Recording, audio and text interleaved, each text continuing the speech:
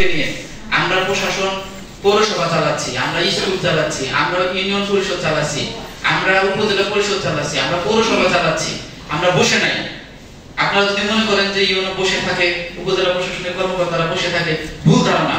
আর যদি ধারণা সঠিক হয় তাহলে চেয়ারে এসে বসেন। ইউনো ঘুমায় না, ইউনোর ঘুমানোর সময় নাই। হ্যাঁ, এটা ঠিক, আমাদের ব্যবস্থা নেওয়া দরকার। আমরা এই বিষয়ে কোন ধরনের কোন রাজনৈতিক তদবির টলারেট করব না। এতে আমি এখানে যে কয়দিন ইউনো হিসেবে থাকতে হয়, আমার ইউনো কয়দিন হবে।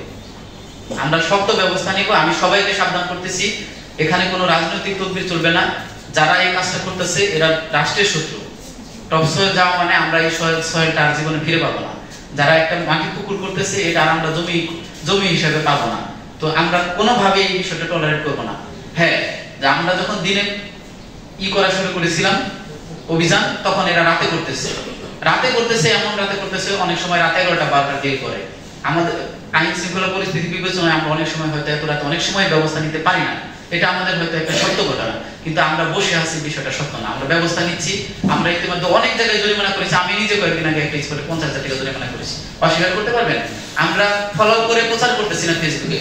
যারা হচ্ছে মাটি কাটতেছে অনেকে এটা ফলো করে ফেসবুকে প্রচার করতেছে, কিন্তু আমরা যে অ্যাকশন নিচ্ছি এটা ফলো করে হয়তো প্রচার করতে পারতেছি না বলে বা করি না বলে এটা আপনারা নেগেটিভ দেখছেন। আমরা ইনশাআল্লাহ আপনাদের দাবির প্রেক্ষিতে আমরা অবশ্যই ব্যবস্থা নিব। যারা এই কাজটা করতেছে, তারা যদি বলে যে প্রশাসনের সাথে হাত আছে, তাদের প্রমাণ সহ ধরে নিয়ে আসেন আমার কাছে। আমি সেই ক্ষেত্রেই শুধুমাত্র আমরা বলবো যে ঠিক আছে। তার বাদে আমি আমার নিজের জায়গা থেকে বলতেছি, প্রশাসনের ভাবমূর্তি নষ্ট করার কোনো সুযোগ নাই। আমি প্রশাসনের ভাবমূর্তি এখানে নষ্ট হবে এই কাজ করবো না। প্রয়োজন আমি এখান থেকে চলে গিয়ে অন্য জায়গায় পোস্টিং দিব। মাইন্ড ইট, এটা সবাইকে মনে রাখতে হবে। হয়তো একটা সরকারি অফিসার সম্পর্কে মন্তব্য করলেই হয়ে যায় না। আসেন সরকারি অফিস, এখানে বসেন, কতটুকু সবাইকে নিয়ে চলতে হয়, কিভাবে চলতে হয় এটা বুঝতে হবে। যে এক্ষেত্রে নির্বিঘ্ন চলাফেরার জন্য আমাদের কি করণীয়, তো বেশ কিছু বিষয় এখানে উঠে এসেছে। সেই আলোকে আমরা আলাপ আলোচনা করে বেশ কয়েকটা স্পট আছে এখানে। Note plaza, Zia shopping complex, আইসা বা যে পপুলার ফার্মেসি যেটা মোড়টা, খাদ্য গোদাম যেটা সেটা, গার্লস স্কুল মোড় যেটা আছে, আর এছাড়া চৌরাস্তা ক্রসিং যেটা সেটা, সোনাপুর, বেশ কয়েকটি স্পট আছে। এটা আইডেন্টিফাই করে আমরা সেখানে পর্যাপ্ত পুলিশ এবং পৌরসভা থেকে যারা আছেন স্টাফ তারা, এবং আমি হেল্প চেয়েছিলাম এখানে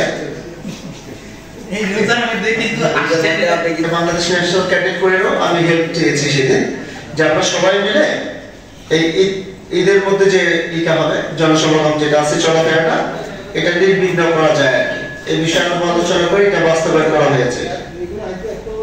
আর ব্যাংকগুলিতে এই সময় কিন্তু অনেক বড় ধরনের লেনদেন হয়ে থাকে, যেটা আমরা পুলিশ প্রশাসন জানি না, আমরা কখন জানি একটা ঘটনা ঘটে যাওয়ার পর, দুর্ঘটনা ঘটে যাওয়ার পরে আমাদের নজরে আসে। তো তখন অপরাধী যারা তারা তাদের পরিচয় লুকিয়ে নিরাপদ স্থানে চলে যায়। তো আমি অলরেডি লিখিতভাবে প্রত্যেকটা রামগঞ্জে থাকা প্রত্যেকটা ব্যাংকের ম্যানেজার বরাবর আমি চিঠি ইস্যু করেছি যে বড় ধরনের যদি কোনো লেনদেন কেউ করে থাকে, কোনো গ্রাহক অথবা নিজস্ব এক ব্রাঞ্চ থেকে একই ব্যাংকের অন্য ব্রাঞ্চে টাকা নিয়ে যাওয়া বড় ধরনের আমল, সেই ক্ষেত্রে যেন পুলিশ স্কটের প্রয়োজন হলে আমাদেরকে নক করে আমরা এটা তাৎক্ষণিকভাবে আমরা তাদেরকে হেল্প করব। এই বিষয়টা তাদেরকে লিখিতভাবে আমরা জানিয়েছি, অনুরোধ করেছি। একটা নৈশট টহল যেটা আছে, এর মধ্যে এখানে বললেন যে প্রবাস ফেরত যে যারা আছেন যাত্রী, তারা তাদের জীবনের সর্বোচ্চ সঞ্চয় যেটা অনেক কষ্টে সঞ্চিত অর্থ নিয়ে, জিনিসপত্র নিয়ে দীর্ঘদিন পর প্রিয়জনের সাথে দেখা করতে আসেন। সেক্ষেত্রে তারা অনেক সময় পথের মধ্যে ছিনতাইকারী ডাকাতদের কবলে পড়ে একদম সর্বস্ব হারিয়ে ফেলেন এবং প্রাণটা বন্ধ দিয়ে ফেলেন। এটা তো আমি এখানে আসার পর থেকেই প্রতিনিয়ত আমি নাইট ডিউটি করে থাকি। আমার এখানে রামগঞ্জ, কাটাখালী টু কচুয়া, 10 গড়িয়া, কালকে 10 গড়িয়া হয়ে গিয়েছে। আমি 10 গড়িয়া হয়ে তারপরে আমি এসেছি আর কি কচুয়া হয়ে। সেটা এদিকে পানপাড়া বিভিন্ন এলাকা তো আছে। এটা আমি মিনিমাম আমি 3টা পয়েন্টে প্রতিদিন কাজ করি। আমার সিরিয়ার যদি কেউ পর্যালোচনা করে নিয়ে এটা, সেক্ষেত্রে দেখবে যে আমার লোকেশন গুলি রাত্রি 1:30টার দিকে এক জায়গায়, 2:30টার দিকে আরেক জায়গায়, 3:15টার দিকে আরেক জায়গায়, এই বর্ডারিং এরিয়াগুলিতে আছে। আমার পার্টিগুলিতে আমি নিজে বর্ডার থেকে অন্যান্য গুলিতে মুভ করাই। আমি নিজে থাকা মানে আমি এদিকে আছি, আলহামদুলিল্লাহ আমি এগুলিকে সেফটি দিচ্ছি, সমস্যা আপনারা আরেক দিকে মুভ করেন, এই বিষয়গুলি করে থাকি এটা। আর প্রবাসী যারা আসেন অনেক সময় দেখি তারা তাদের পরিবার পরিজনকে না জানিয়েও চলে আসেন, এটা সারপ্রাইজ দেওয়ার জন্য আসেন। ডে বিফোর রেজিস্টার আমি কোচ ক্রস করে এদিকে যখন আসছি বাঁ দিকে একটা প্রাইভেট কার থামানো ইন্ডিকেট দিয়া, সমস্যাটা কি? পরে বললো যে আমরা ওই যে শাহপুর না কি বলে শাহপাড়া কোচার দিকে শাহপুরের দিকে যাবো, আমি যে আপনি তো অতিরিক্ত চলে আসছেন, আপনি কোচার বাজারে যান, নাইট গার্ড আছে ওখানে দুইজন ইউনিফর্ম করা, তাদের জিজ্ঞাসা করে আপনি যান, আপনি পরিবারকে না জানিয়ে আসছেন কেন, সারপ্রাইজ দিতে আসছেন।